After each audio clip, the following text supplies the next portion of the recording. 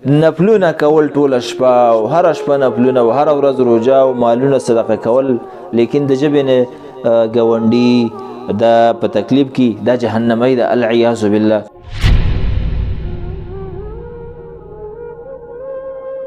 که سړی دی ولو کار څونه غټ بزرګ دی، روجي دی د په سر دی، د شپې تهجد دی او دا منځونه دی او دا صدقات دي، ګاونډي دی په عذاب دی، جهنمی دی.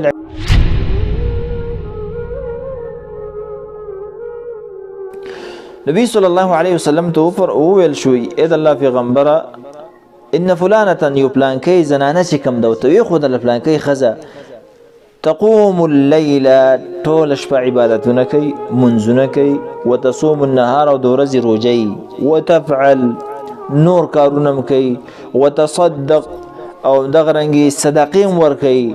ګوره صدقې ورکوي، خپل مال خرج کوي، د شپې منځونه کوي، د ورځې روجي نیسي، لیکن وتؤذي بجيرانها او ضرر ورکوي، تکلیف ورکوي خپل ګاونډي ته بلسانها په خپل جواب باندې. یعنی صرف دا مشکل لري چې په جواب باندې ګاونډي ته لږ په مشکل کې ولاړلې، نور داسې دینداره ښځه ده، بزرګه ښځه ده، ټوله شپه نفلونه او ټوله ورځ روجي او داسې مالونه هم ده کوي، صرف مشکل په دې ژبه کې دی.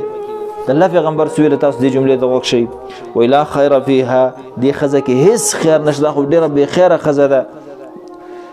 لکه دا په دې باندې اکتفا وکړه نه، بیا فرمایي هي من اهل النار، دا جهنمی ده، العیاذ بالله. تاسو سوچ کوئ، یعنی یو زنانه چې دومره بزرګه نفلونه کول ټوله شپه او هره شپه نفلونه او هره ورځ روژه او مالونه صدقه کول، لیکن د ژبې نه ګاونډي دا په تکلیف کې دا جهنمی ده، العیاذ بالله. تاسو سوچ کوئ دې کې دې ته هم سوچ وکړئ که یو سړی داسې شي، ښځه بیا هم کمزوری مخلوق دی په نسبت د سړي باندې، که یو سړی او هغه نه ګاونډي په تکلیف کې. بله خبره دا ده که یو ګاونډی یو زنانه داسې وي چې هغه د شپې دا خو د شپې روجې هم نیول، د نفلونه کول، د ورځې روجې نیولې، مالونه صدقه کول، او ګاونډی ته په عذاب بیا هم جهنمی ده.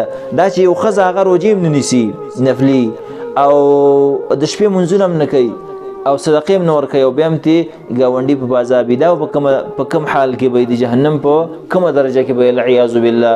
همدغه رنګې یو سړی که یو سړی داسې شي هغه به خلاص شي نه، کله وحاشا، هغه هم دغسې مشکل لري.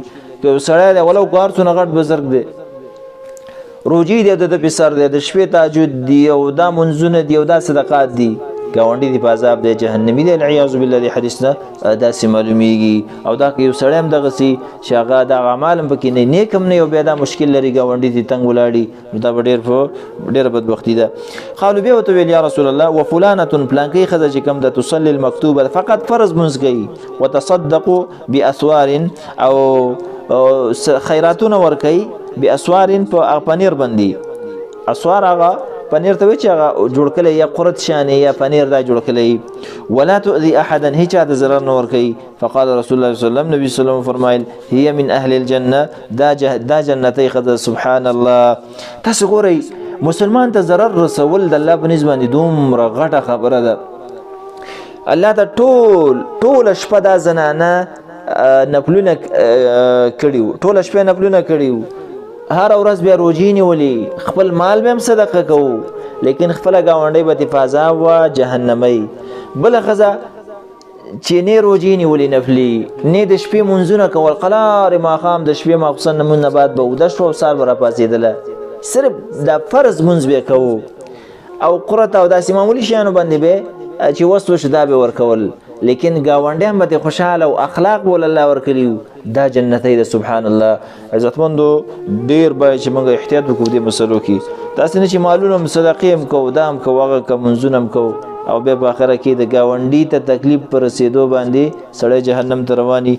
دا ډیره د ذلت خبره ده.